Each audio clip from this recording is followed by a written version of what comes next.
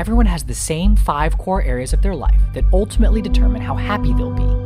Unfortunately, most of us have developed failure habits in each, and it's Will Moore's mission to help replace those with success habits to maximize momentum.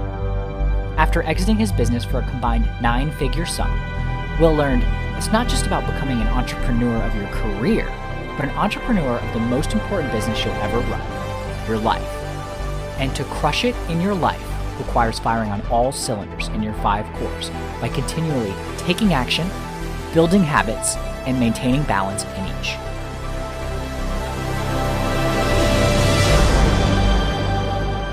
Hello, and welcome to the 5 Core Life Podcast with Will Moore, founder of More Momentum. If you have not already, please make sure to follow and subscribe to the 5 Core Life Podcast so you get notified when new episodes drop every week. And please be sure to share the 5 Core Life Podcast with others that you think would get value.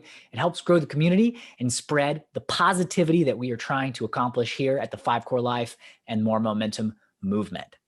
On today's episode of the 5 Core Life, Will Moore is interviewed on the Simply Happy with Simplyoli by Olivia Reiman. In the Simply Happy podcast, Olivia discusses how you can conquer bipolar, anxiety, depression, and learn about mental health, mindset, self-love, emotional wellness, personal development, and taking control of your life. It's everything you need to know to embody freedom, confidence, ambition, and happiness. So in this episode, Olivia and Will Moore explore Will's 5 core method and building habits to find what works best for you and to be truly happy. Are you ready to fire on all cylinders? If so, let's go. I am so excited to have you on the show, Will. Welcome. Thank you. So glad to be here. Yes, for sure. So can you start off by telling us a little bit about what it is that you do to help more people become simply happy? So yeah, simply happy. Those 2 words, it's almost an oxymoronic. Oxymoron. You know what I'm saying? It's an oxymoron. Yes. Simple and happy tend to not go hand in hand unless, I would say, you're able to understand kind of what makes, if you can figure out what it is that makes you happy. Yes. And then my system basically helps you to both shine a spotlight on your life and determine what's making you unhappy. What are the things that you think will truly make you happy? And I'm not talking about the superficial stuff that a lot of us get caught up in. And then start taking actions on those things, develop a system, which is not simple, but once you've got it down and you start forming the right habits, and then you're hashtag living your best life, as they say, and you're building momentum, then it does become a simple thing because your habits are becoming automatic. Habits don't care if they're good or bad, help or hurt you. At the end of the day, they're going to do their thing. And the key is to sort of identify what it is that's hurting you, figure out, and my system helps people do that, and then basically say, okay, how do we change and start taking actions and develop discipline and not stop until these things become part of you and they become automatic so that they're helping versus hurting you. Yeah, I love that. And I think it's so true. It takes effort and intention at first, for sure. And then, like you said, it becomes a habit. And I love that so much. That's fantastic. Yeah, absolutely. So, yeah. And simply, and in terms of just, making sure your viewers understand. So I kind of, everybody breaks things down into different ways. And to me, there's a lot of different ways to skin a cat.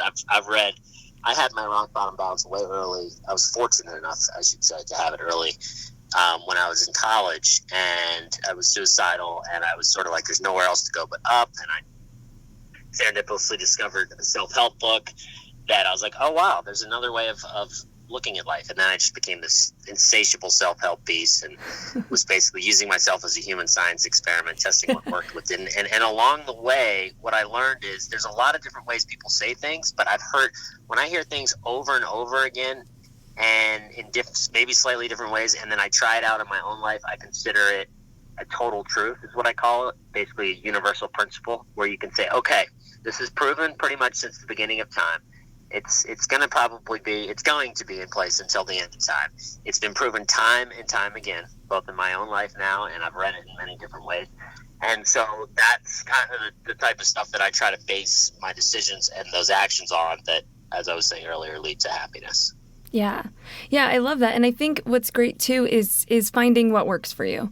I think it is unique to each person. Right. It isn't about the superficial stuff. And then, I think it's it's sometimes funny to me that it takes a few times of hearing something or learning something or even applying something for you to like finally have the like aha of like, okay, no, yeah, this works. Exactly right. It's got to click with you. Are you familiar with Simon Sinek? No. So there's he's kind of a self speaker coach, motivator guy. He talks about this. He's got this one YouTube video. It's really good. If listeners want to check it out, it's called "Connecting to Your Why." Nice. WHY, I believe, something like that. But if you type Simon Sinek and why, it'll come up. It's very popular, and it talks about you got to connect, like you're just saying. Everybody's individual, everybody's different, and you never know when something's going to click. In order to make real change, I feel like you have to connect to that deeper part in you that really goes, okay, I'm ready. I really want to, and it really just clicked with me, and I really understand why I should do that.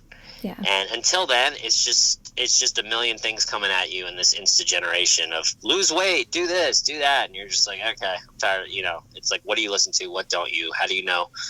Okay, it's like lose weight. Okay, but how? In which way? And it's like, yeah, I know deep down being healthy is good, but in what way and what connects with me? Like for me, I play basketball and I enjoy lifting.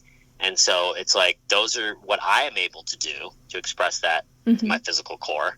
And so I didn't get to that, but there's these 5 cores that I talk about, and everybody shares basically the same 5 areas of their life. And the whole key is to, as we were saying earlier, stop these failure habits you've developed in each, and then replace them with success habits. And sort of shining that spotlight on, okay, where do I stand in each and how do I do it? And it's going to be unique to everybody. But at the end of the day, it's based on, these universal principles of, okay, it's important that, as I said, okay, so physical health, it's important that you get in good shape. It's important you eat well. It's important you get enough sleep. But why? And what is your sleep schedule, right? Not everybody needs to go to bed at 8 o'clock and get up at 6 a.m. But if that works for you and you're an early bird, great. But if it also works just as well to go to bed at 11 and get up at 8, and it doesn't affect your daily life, then great, right? Yeah. So that's kind of ties into what you were just saying in terms of the different ways to skin a cat and to look at things. Yeah. Do you want to walk the listeners through your 5 pillars? Yeah, so the 5 cores. First is your mindset, and this is the most important of all the 5 cores, although I don't like to say the others are unimportant, but really you have to have this one going for you, and then the other ones kind of click into place a lot easier through the ripple effect. The more you have your mindset headed in the right direction, the more your other ones will work. So your mindset is essentially your overall perception of the world. It's your attitude. It's your confidence. Are you an owner of your life that believes you have everything within you and it's only a matter of time? Or are you a victim that says, poor me, I think you're breaking up a little bit. Can you say that last part again? That's okay. Sorry about that. It's all good. So the victim, right, you want to be an owner versus a victim. The owner and a victim is, which is a lot of us fall into that category. It's what I used to be. Sort of my brain is broken. There's nothing much I can do about it. Yeah. I see these other people doing all these amazing things, but that's in another galaxy. I can't even consider being able to be one of these types of people versus the owner that says, I got everything in with me to kick ass, take names. I've got strengths just like everybody, and I'm going to use those and combine those with my passions. And I've also got weaknesses just like everybody else, and I'm going to figure out workarounds and how to outsource and get around these types of things. Maybe find a partner that I go into business with that has strength. That's what I ended up doing. His strengths were my weaknesses, right? So that's kind of the main first important core, and as you can see, that's super important, because if you can get in that mindset of life is basically what I make of it, and I'm in complete control, and I'm not a victim that things happen to me. I'm proactive and I make things happen. Then the next is your career and your finance core, which is essentially, it's not just about the money side, although money is a part of life, and so you want to be able to produce a certain amount of money that you find is in line with the way you want to live. Yeah. However, how are you making that money? Are you, as we just said earlier, focusing on your strengths and your passions, and do you have a purpose, and have you set goals, and are you waking up every day and saying, yes, I love what I do? Of course there's going to be days where we all have, like, this sucks. But in general, enjoying what you do and feeling like you're living your purpose, like why you were here, and connecting with that and being able to figure that out. Anybody that's kind of gotten at least close to that will tell you there's no better feeling than just feeling like you're getting up just to get up and just to make a paycheck, just so you can work harder, just so you can then, stay in this vicious failure loop that we tend to stay in. Yeah. And then the financial part of that core is making sure that money you do make, you are using the law of compounding and passive income to grow exponentially and have your money work for you, whether you're working for it or not. Yeah. Passively. Then the next is your relationships. That's your next core. Right. So it's everything from your friends and your family to your significant other to acquaintances, people you've just met, like people like you and me. This is an opportunity. We're talking right now, and this is an opportunity for us. We're getting to know each other. We're seeing if we have synergy. Who knows? Maybe we continue this conversation after this. Maybe this develops into something. Maybe we become allies and we help each other to grow. Maybe we develop a friendship. So many people now, they look at it like, they're connected to their phones and they're walking through the streets or in their offices or wherever they are, and they're dialed. They're just looking at their phones. They're not smiling at people. They're not asking people questions. They're not interested in others. And that's just such a huge mistake, because at a primal level, we need that connection with others. And if we, if we keep going in the way we're going and we're not careful with it, which is, technology's great. But it's also allowed us to we can be at home 24/7, hit some buttons, get anything we want delivered to us, and never talk to a human being again. Yeah. It's like, don't keep yourself in the bubble. Don't keep yourself in the bubble, right? Then you have your physical health, which is fairly obvious. We mentioned that briefly earlier. So, what are you doing to move your body, to get moving, to get your heart rate up? And again, it's unique to everybody. Find something that you enjoy and build a routine. Make it a habit. And so that when you don't do it, it feels off and it feels weird. And when you do it, it feels so great that you're like, oh, God, I'm so glad I did that. That was unbelievable. And it's that front-loaded thing, like if you don't work out and then somebody like me says, oh, you need to do this, there's that typical sort of roll your eyes like, yeah, all right, another guy telling me I need to work out. But anybody that's kind of shifted from somebody that doesn't exercise and takes that low-hanging fruit, like, oh, I'll just eat a burrito and watch TV instead, it's not gratifying. And deep down in the back of your mind, like, you're not happy and there's something wrong here. But then when you actually do it, and you get that exercise and you get moving and your heart rate gets up, there's like no feeling like it, and you get addicted to that feeling. So then your habit becomes a good one. Yeah, and I think what's so important, especially with this, is I think because we're shown like this is what working out looks like all the time, that people just forget like they can get so creative with it. And I know even with my students, I'm like, I give them just like so many different, I don't give them options, but I'm like, look, like you get to create what you want. And so like for you, that might look like basketball and lifting weights. And for me, it looks like yoga and dancing and jumping on a tiny trampoline in my house. Exactly. You just perfectly, thank you for helping me accentuate the point. It's different for everybody. And you don't have to go, quote unquote, go to a gym, right? And just lift just to lift or whatever. It's like, okay, find the things that you like. And everybody, you don't have to, look like that perfect person in the magazine. Just be the best you can. And you're going to feel good, right? Yeah. Even if you lose 15 pounds, but you still don't look like, I'm trying to think like you've been photoshopped on a magazine. Thank you. Yes, sure. We'll go with that. You're still going to feel great. You're like, I know that I'm looking way better, right? When you see these reality shows, right? And you see a person drops a lot of weight, and the average person may immediately judge and go, oh, well, that person's still overweight. But you ask them, and they're like, I'm on fucking fire. Yeah. I'm unstoppable. I lost 50 pounds, and I feel great, and I'm going to keep going. Right? Yes. So it's a personal thing that you got to develop with yourself, and commitments that you develop in all of these courses, particularly in physical health. You say, okay, I'm going to do this. You do it until it becomes habit, and then it's like, the what'd you say, ballet, the jumping on the trampoline? Yeah. You make habits of these things, and you have little time set aside during the week. I know I do. Obviously a wrench has been thrown in a lot of our with this whole COVID and the gyms are closed and whatnot. But then you got to pivot. And you got to be flexible. You say, okay, now what? So now I actually pivoted to, I work out with my kids. I got a 1-year-old and a 4-year-old. My 4-year-old jumps on my back. So I do push-ups with him on my back. My 1-year-old's kind of running around, being crazy, kind of trying to jump on me too. And then I do shoulder exercises by lifting my 4-year-old up and down, straight up and down. And so I get a great workout doing it. And I'm doing 2-in-1. I'm hitting my relationship core with my family. So it's a twofer. And it's especially gratifying, right? Yes. No, I do this. I do the same thing with my kids. Like I'll start doing yoga and they're like, they bust out their yoga mat and they're like, we're going to do yoga. I'm like, you guys get it. And then they quit 3 minutes in, but it's all good.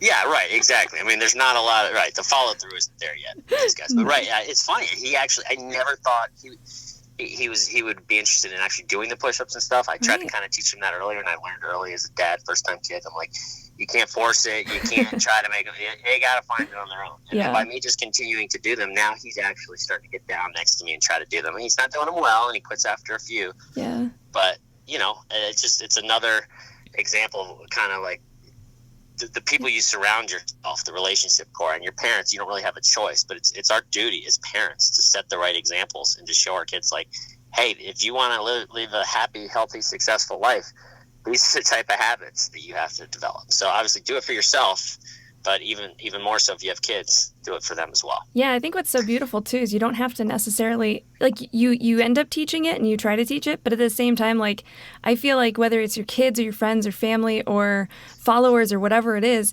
like people, like you get to, leading by example is more powerful, and that's just you taking care of yourself. And therefore you get to lead by example and encourage other people to do the same without even telling them necessarily that they should do the same, but they're like, oh, I could just do that.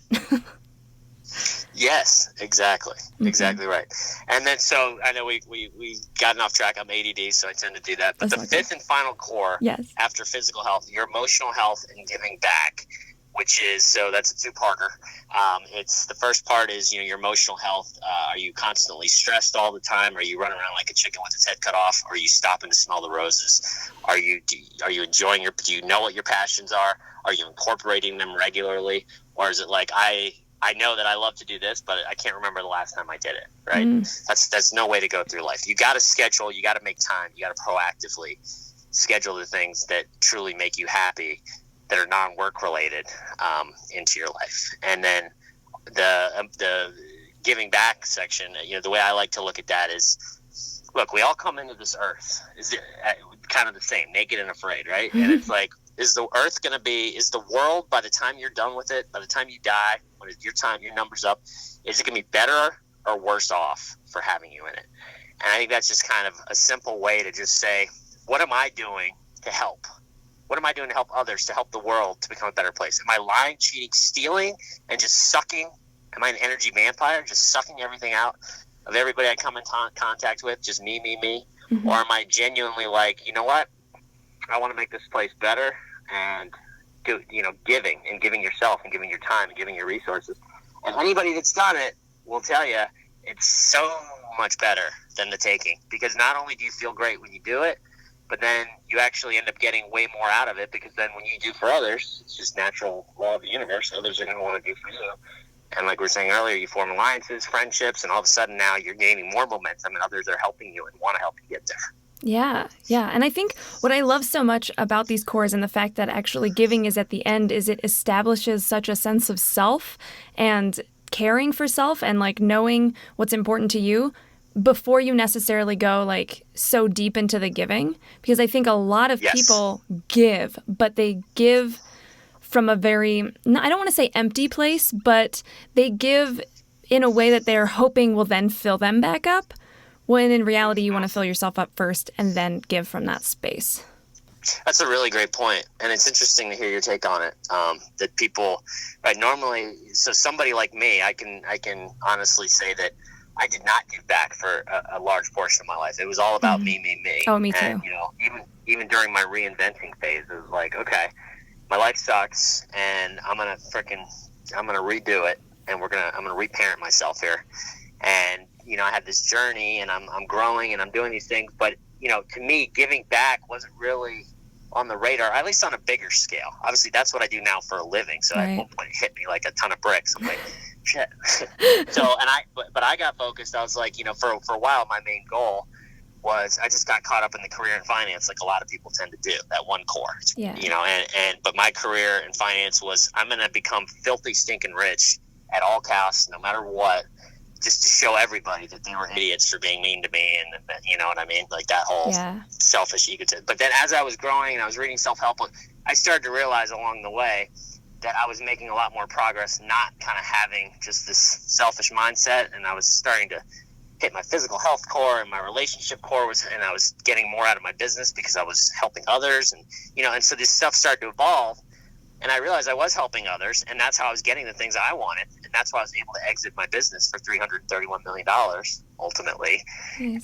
And looking back, and even though that felt great for 5 minutes, and I was like, now what? And I realized, I'm like, shit, it's giving back. That's what I want to do. I just want to help people. I want people to feel the way, like I've come so far in my life, and in doing so, I know I'm helping the world become better, and I'm helping things go in the right direction instead of this crazy place we're living right now, where, you know, there's like everybody's picking sides. It's like, you're a Democrat, you're a Republican, you're black, you're white, you're a man, you're a woman. It's like, no, people, we got to all come together or we're never going to make any progress. Yes. Yeah, I totally agree.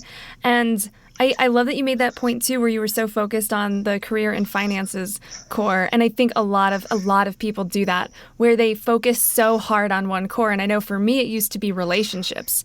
And so you'd focus so hard on one and like hoping that it would like overcompensate for like all the others that weren't like up to par for you.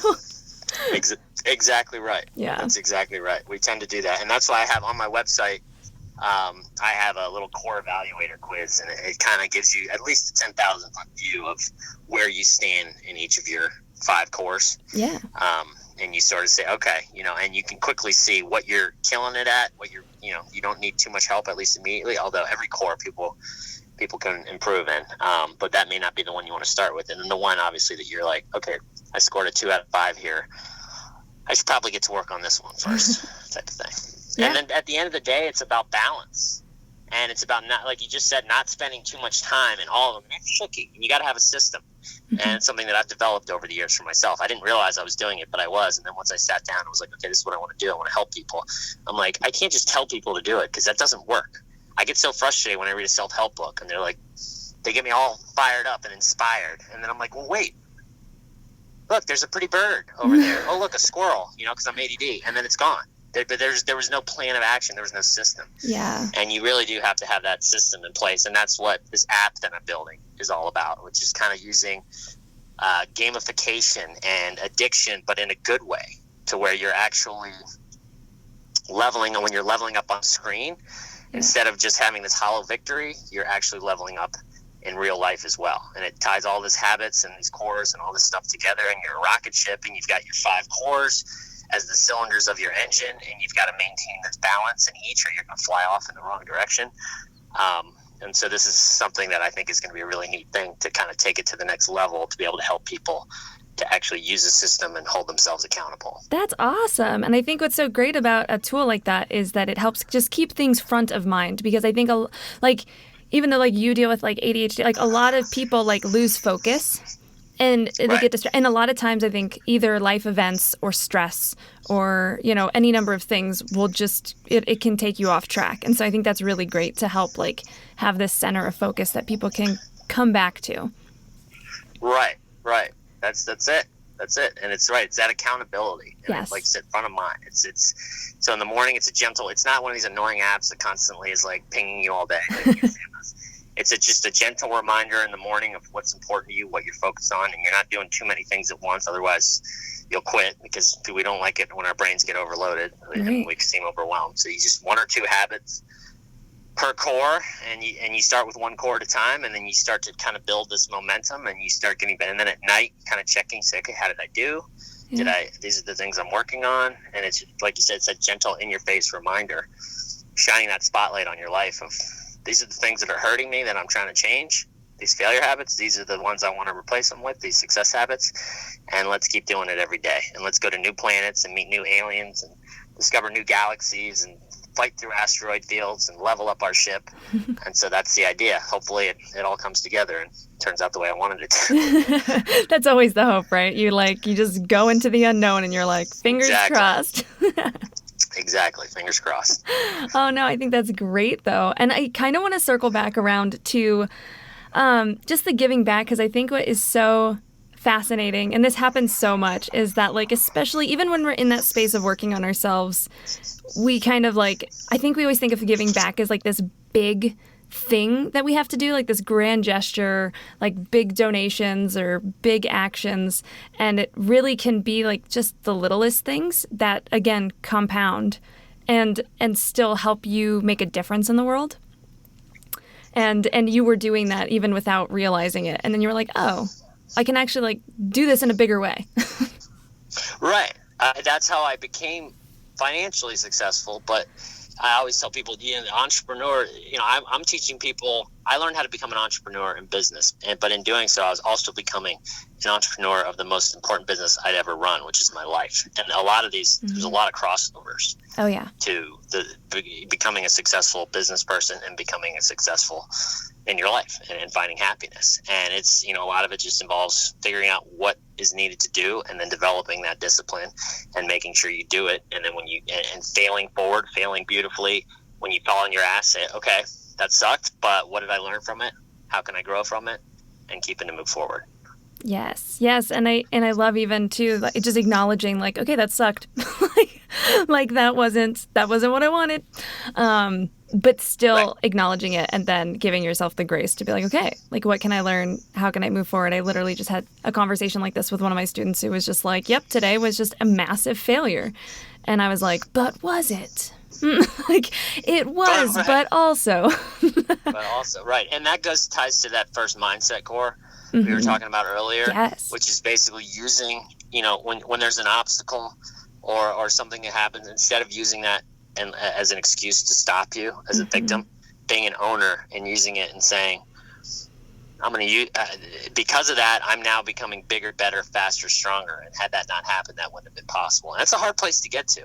And we're human beings. And it's not like I said, you're going to feel the pain. Like nobody likes falling on their ass, and certain failures hurt more than others. But as long as, let it in, don't try to fight it. Say, okay, this hurts, this sucks for a minute. But, okay, what is the lesson I got at? How can I use it to become stronger? And if you can get there, you're pretty much 99% taken care of. Everything else just kind of falls into place. Yeah. And this is like just a weird analogy that I just want to use, but it's like when I went into, I gave 2 natural births, and I didn't go in going, I really hope it doesn't hurt. Like, I just hope that it just happens and it doesn't hurt at all. Like, I went in going, okay, yep, I know it's going to hurt, but I also know that can be temporary. It's going to make me stronger, and I am going to trust in myself to like move through that. And I think it's such a way to approach life, because at any time we can have any mindset or any perspective around anything, that it can be hard or it can be easy, that it can, be impossible or it can be possible. And it's just a matter of choice. And I mean, I used to be like, and I imagine you might have been the same way too. I used to be like the best complainer. Like I was the best at finding the best. Yeah, I was the best at finding crap in everything. And now it's like I'm just like the gratitude nugget queen. And it was practice. Yeah. Practice. You're right. And that's another important thing I want to make sure people understand. It's like I was saying when I mentioned the app earlier, if you try to do too much, and we're in this instant generation and people want it now, and there's always somebody saying, for not here, $9.99, just give me a week and I'll transform your whole life. That's not how it works. It's the law of compounding. And I call it my equation of life, which is your belief system plus your repeated actions plus time equals who you will become. And so it's not going to happen right away, but if you keep taking these actions and keep doing these things and keep going in the right direction and building that momentum, it will happen. And then before you know it, like we were saying earlier, like habits don't care if they're good or bad. All of a sudden your mind's working for you, and you've got all these subconscious success habits that are building this positive momentum in all these areas of your life. And that's when things really get fun. I call it firing on all cylinders. Yes. And that's why I think it's so important to like take moments to reflect on how you've been improving, because I've even noticed with my students in my program, Beat the Bad, sometimes they will overcome bipolar anxiety and depression and not even realize it. they won't even notice. And they're like, wait, how did I not see that happen? And it's because it's that internal shift of it's habitual. They're firing on all cylinders. It's all happening, and they're just enjoying life, and they're just living in that new perspective that they like will take a moment and just kind of reflect, and they're like, whoa, like I came a really long way and I had no idea. Yeah, that's why gratitude is a very important part of it all. And I actually say one of my success habits is I say my mantra. I've memorized it. I originally wrote it, and it took me a while to memorize it. But it incorporates all 5 of my cores, all the things that are super important that I know that I need to work on and remember to do that'll make me the happiest, best version of myself. And so I habit stack that with I do it in the shower, and I do when I'm also stretching. I tore my ACL last year, so I do these stretches every morning. And so I do it both together, and I don't even, it flies by. And at the very end of it, I basically remind myself what I'm grateful for. And I kind of try to mix it up. There's 3 or 4 things that I'm always grateful for that I kind of usually put in there, but then I try to come up with new ones every time. And just like you said, that's that reflection part. Like, what's working in my life? Wow, things are pretty good. Wow, I really have come a pretty far way to have created all this. Yeah, because otherwise I think we can kind of fall into the trap of focusing on all the things we want to fix or improve, and then not taking the time for that gratitude. It kind of becomes it's like a catch-22, because then, you end up being like, oh, I need to do this thing next. I need to do this habit next. And it's like, well, just acknowledge yourself and like appreciate what you've already done, because that's fuel for your why, right? Like that's fuel. It's exactly right. That's the fuel. That's exactly right. Well said. Yeah, I love that. And I think what's so cool too to think about is also just mindset being a habit. Because I think a lot of people feel like, oh, I've got to get my mindset right. But you can treat mindset similarly to habits, or as a habit. That's exactly right. There's certain things you can do, and I'm writing a book simultaneously, and in the app it will have like pre-selected ones, or you can also add your own, but one, like the most common 20 or 25 or so common habits that you can actually start doing that will improve your mindset. Oh, nice. That's amazing. Yeah. I love that. I love that. And I think, that's just, it's so fantastic to just, and I love also that the way that you encourage people to work on each core is a little bit at a time, because I think another thing I see very commonly is that people will try to overhaul something. So they'll try to only think positive, and they'll try to completely revamp their workout regime, and they'll try to like make a huge job shift, and then they're like, and then they fall into the pit of doubt and they get overwhelmed, and they're like, oh, well, now I'm just back where I started. So clearly none of that actually works. Right. It reminds me, I got this story I like to tell people. So a buddy of mine decided he was going to get in shape like in one day, right? Years of not doing anything, going to the gym. He's like, I'm tired of this. And he goes to the gym like, January 2nd, right? Day after New Year's. He's like, okay, new year, new me. And he hits like every machine. He's there for like 2 hours. And the next day he wakes up and he's like, and this guy's like the funniest guy you'll ever meet. And so I can't do it justice, but him just telling the story, he's like, so I was a dinosaur. I basically, my arms were stuck like a little velociraptor up next to my side. And if you can picture a velociraptor or a T-Rex where they're basically stuck up there and they can't really do much with them. He's like, I could not bend my arms. I could not. Right. And he's like, I tried to flip eggs, and it's much better when I can do the visual, but he's literally like bending his whole body down with the arms still bent, still bent like a T-Rex, trying to flip his eggs to make, and it just, when you say that, I always think of that story, because it's like, he's the perfect example. And then he quit, then he's like, a couple days later, he's like, that's it. I can't do this. This is way too hard. You kidding me? I can't even walk. Why would I do this again to myself? Right. And it wasn't just his arms, it was his legs, because he did everything at once versus, 5 minutes a week, or 5 minutes a day. Right. It's getting your heart beat up. Then 10 minutes, then 20 minutes. Then you're doing this. Then you're doing that. Before you know it, like I said, it's like it happens slowly, and it's compounding, and your momentum's building. And all of a sudden, you're losing weight. You're feeling good. You're looking good, feeling good. You got more energy to propel you through life. And that's what it's about. Yeah, and I think, like, encouraging everyone listening not to feed that story of like, it's not enough, I'm not doing enough. Like, you can do the littlest things, and that's why compounding is so important, because like that is enough, and you're going to continue to do that over time. And I think that was like the best visual, imagining him like just bending to flip. Bending over, yes. Yes. And I think that's it's so beautiful to be able to like get that visual too, because when you go so hard and so fast at something, right, your body's not used to it. And so like literally your muscles will tighten up and be like, whoa, like this is a lot. I don't know how to function right now because I'm not used to this.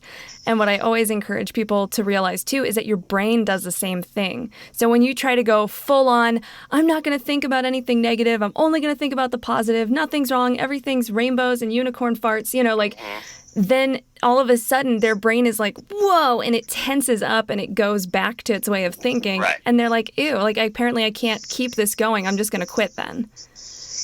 Yeah, that reminds me. So willpower is something that it's like a false hope. Like willpower will eventually wear off. Like you can't try to convince yourself to do something that everything in your body and mind is going, no, this is hard. This is too much. Right. So that's why to me, willpower is like one of these things where it's kind of an oxymoron. It's like you want to have that, you want to be able to push through, but you're going to run out of fuel versus connecting to your why and really understanding like this is just something that's super important to me and this is my goal and this is where I want to end up and I'm going to make a commitment to myself and I'm going to have a system to follow through with it. That's completely different, right? Yeah. And that's and you, like you just were saying earlier, then you get that fuel. You keep refueling your fuel tank every time you have a success. Yeah, you have a little mini success, and it builds your confidence. It builds your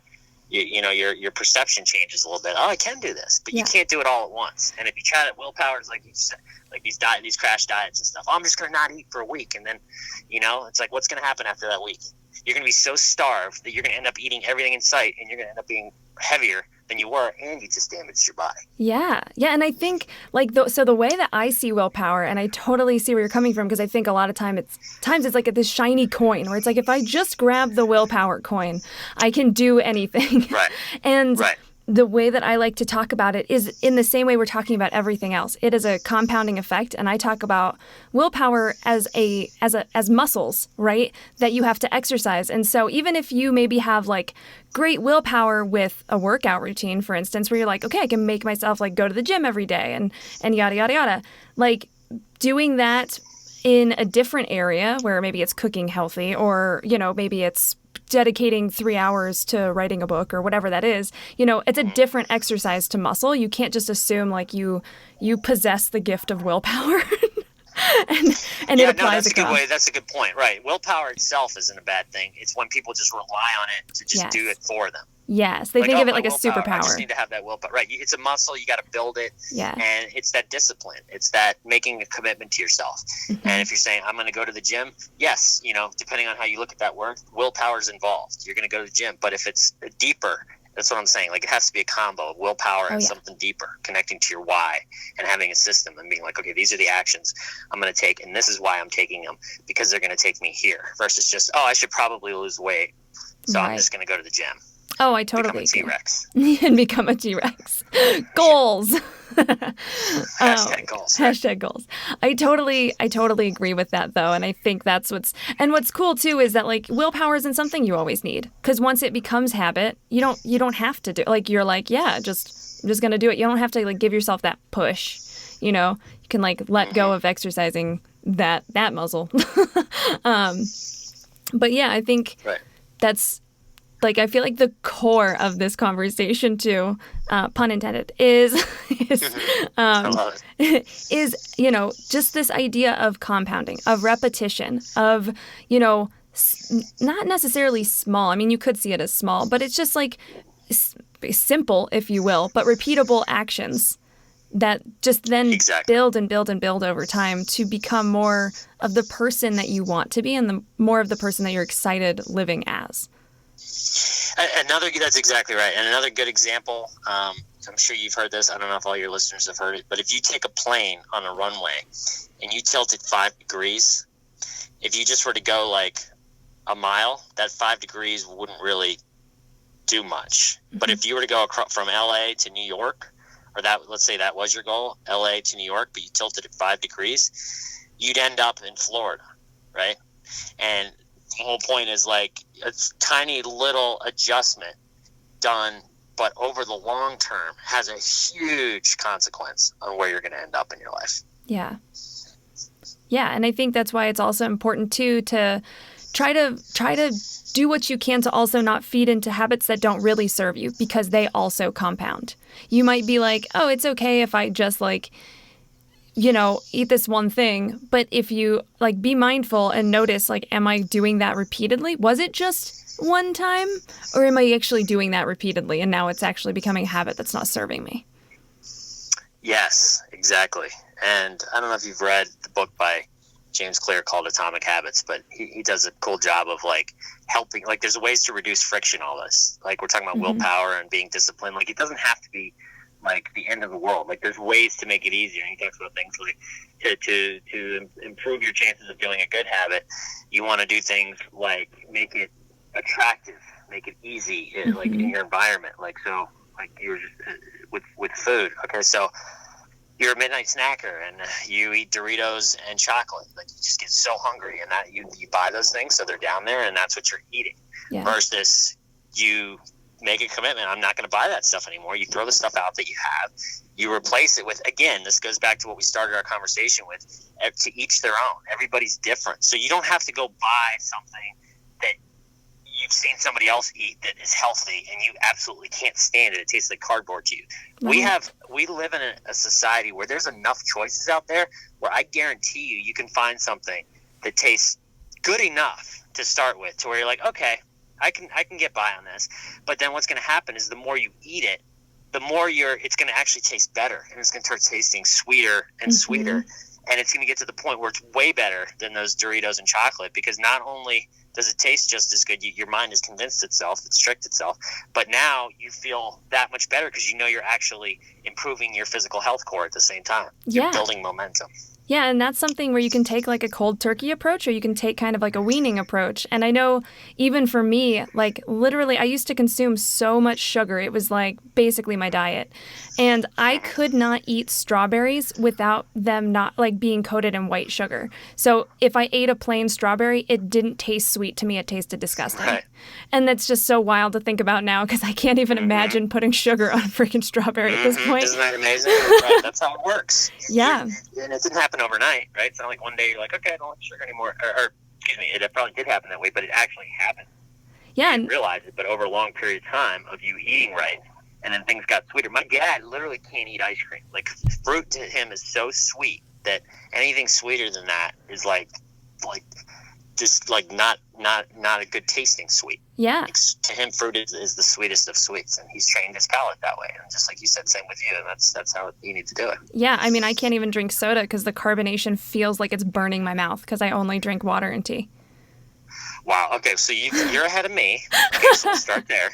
You have evolved past my taste buds. Still crave the sugar once in a while, and I mean that's a whole nother thing. I talk about moderation. Like, if you're working out and you're eating right and you're getting enough sleep, and so overall, like, and if there's certain things that you still really crave, even after you've kind of done these things we just talked about, by no means, don't like, again, it goes to that willpower. Don't try to suppress it. No. Something's just going to keep bubbling its head back up. Just figure out how to moderatively work it into your life. Yeah.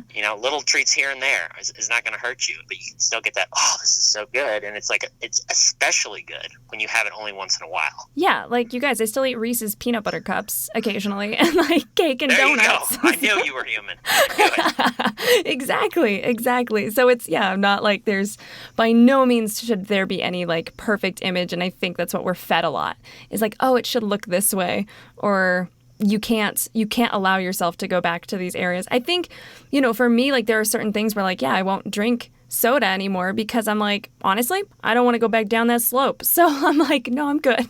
Yeah. I won't even taste it. You've already done the work to get past it. What are you going to, why ruin all that? Exactly. And I loved what you were talking about at the beginning of this episode, because it was the same way, where I was like, I was my own guinea pig. And so I'm like, I'm just going to keep challenging myself and experimenting with myself. And that's actually something I do talk about in my book, Break the Chain, is how I taught myself to like tea, because I hated tea. I kept trying it. It would literally make me gag, and I just wanted to be the tea person for some reason. I was like, that's cool. I was like, it's so cute. And so I between mindset, repetition, getting outside my comfort zone, and doing that, like just on repeat, I got myself to be a tea lover.